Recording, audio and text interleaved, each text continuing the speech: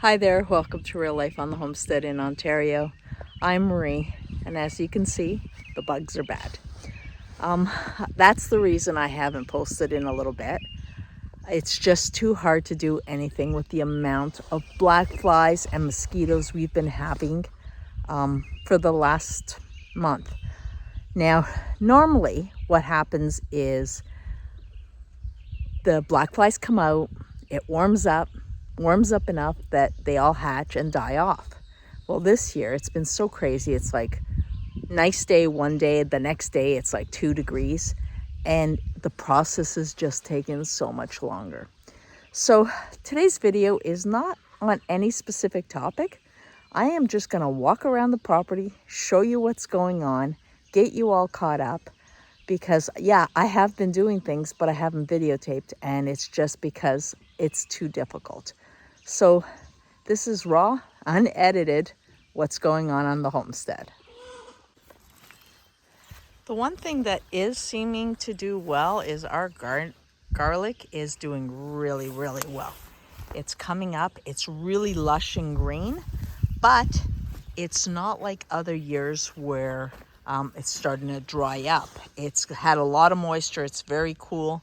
So it looks like a giant bush. I have no scapes on my plants yet, and by this time I normally would. It is June 11th today. It is our full moon for June, and normally I follow the almanac as well as the farmer's almanac, that is, as well as old timers who say you should not plant in this area until the first full moon of June. So this is our garlic. I'm hoping that it's growing nicely down there because the greens are just overwhelming.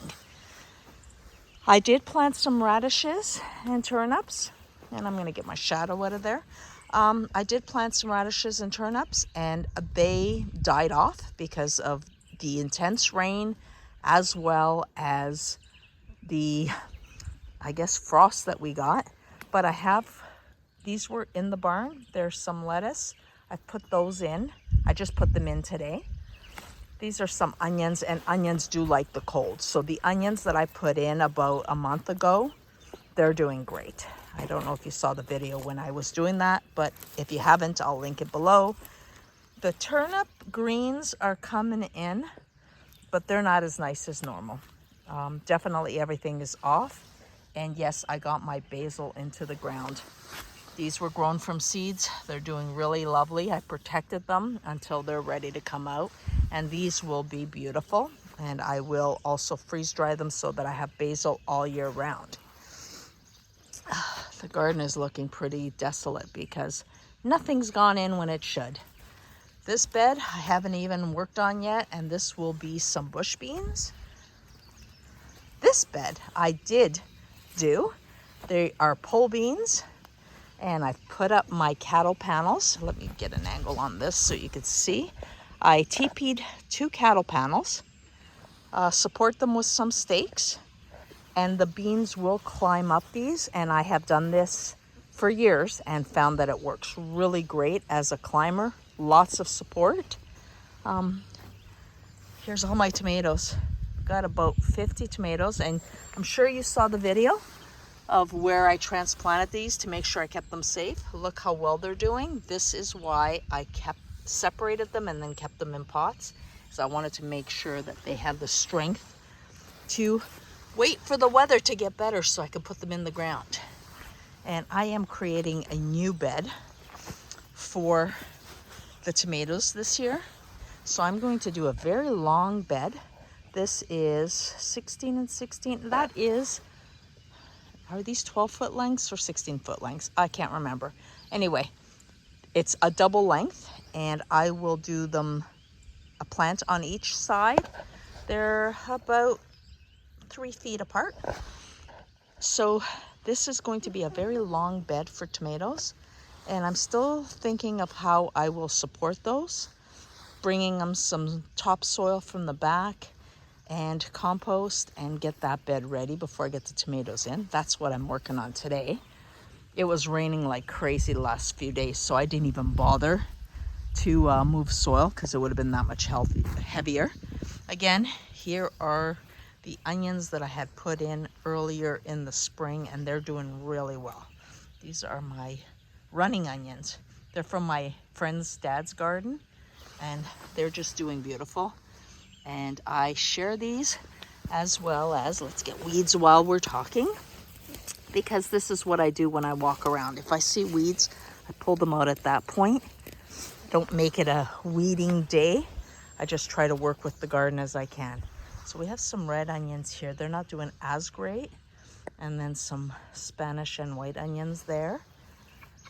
My son got me some watermelon plants for Mother's Day. So I've put 3 watermelon plants in here, and we will see how those do. And in return, let me go over the fence here. I have some running onions and some basil for him to take over to his home. I'll take you over to see the meat chickens in a little while. Like I said, this is a little bit of everything. Just a tour around the property, see what's going on. I am only planting what we use, and because I'm eating mainly meat, I'm not planting any vegetables that I will not use. Green beans is something we do, so I'm planting lots of those. I have a beefsteak here and an early girl tomato plant here, and these are cherry tomatoes, and they will grow up the trellis here, and the trellis is made out of cattle panels. Works really, really great. See if you can see them in the other beds. This is very supportive way of growing anything that climbs. And I've got some cucumber plants here. Find that cucumbers grow really well with tomatoes. So let's work those together. Let's go over to the next bed. And these are Acorn Squash. I had a few spaghetti squash plants, but because I've taken so long, some of them died off. So I still have one. And then I have 3 acorn squash. And this is how I label, by the way. I use a stake and I just write on it what's planted there. Can you see that? So I have 3 acorn plants, just in case I forget what's what. Normally I can tell by the plants, but I want to make sure that I do label things. And this here is the trellis and the area where I plant my butternut squash. Butternut squash keep really well. We use them a lot in soups and for roasting. So I have planted 6 this year. And as you can see, I've labeled it appropriately. Now I'm going to try something different this year. This is where the greenhouse is going to go. Goddamn, I hope that the greenhouse goes in this year. It's been years that we keep planning this. If it does go in, I'll be videotaping the process. So let me just walk you over here. I'm trying this for the first time. This is not for the first time. I'll explain that to you in a second. But I've got the chicken yard here. This is for the meat birds only. This is not the yard that I use for my layers. So all my meat birds are out here in a healthy environment, eating greens, enjoying the sunshine. I don't believe in just grain feeding a chicken. I like them. Yes, I want them to grow, but I also want them to live their best life while they're here. And look at them. They're doing really well. I'm going to be harvesting these over the next 2 weeks. There's a rooster. Look how beautiful he is. My goodness, I'm almost tempted to keep a couple of these and see if I can raise them and get some chicks out of them. I know you're not supposed to with meat birds. Hey, but that may be a good video. Experiment with that. Okay, back on track. This is the fence along where my meat birds are, and I'm using each pole. These are just cedar poles that I have a cedar pole here. I have just some wood that we've cut to make the poles sturdier. I have planted at the base of each pole my zucchini, and I'm going to see if the zucchini will grow across the fence as a stabilizer. This is the first time I'm trying this, and I thought, why not? here. Again, my shadow in the picture doesn't really help. This is where the potatoes are going. This should have been done weeks ago. Every time I come here, the wet hay, the bugs are just intense. So I had to leave it alone. I'm going to get those potatoes in today. And I'm doing the Ruth Stout method, which I started a video showing you how I lay out the hay and how I make a bed out of nothing. I'll link that below as well. And I'm going to just throw a bunch of potatoes in here, put some soil over them, put some more hay because I got a bundle there that I could roll over, and just let the potatoes grow on their own. Let's continue our walk. That's where I keep my better quality topsoil, and I've covered it because of all the rain, because I don't want it to wash away. Look how gorgeous this is. I don't want this to wash away. It takes a lot of effort to get this quality soil going.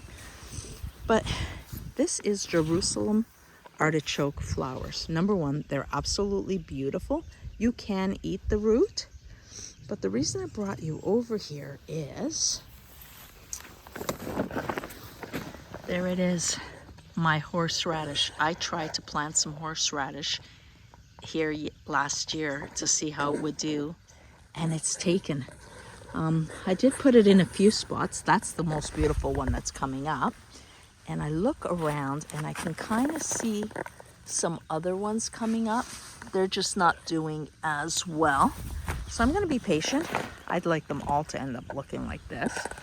But look at the Jerusalem artichokes, how gorgeous they are. They're just everywhere. And when these bloom, absolutely spectacular. Now I'm wondering what else I could show you. Oh, let's take you over to the grapevines. Do you recall when I went over to my girlfriend's house and helped her pull out the grapevines since her parents passed away, and they're going to sell the house, but it's a family tradition to have those grapevines. So we transplanted some to her daughter's place, and we've brought some up here to the property just to keep the memory going, the tradition going. And I've put them on the outside of my garden fence. And they're doing really well. They're really taking off. And I'm so happy with this. It was a lot of work. I ordered a memorial plaque.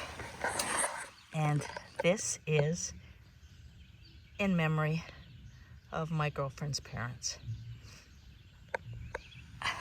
Let me show you another one of the stumps that I'm so happy with. It's just blooming all over. See that? All those new buds are bursting. This is going to take, and it's going to spread. Absolutely gorgeous. Our fruit trees down there are not doing super great. They're okay, but the deer keep nibbling on the tops, so I don't know how that's going to do.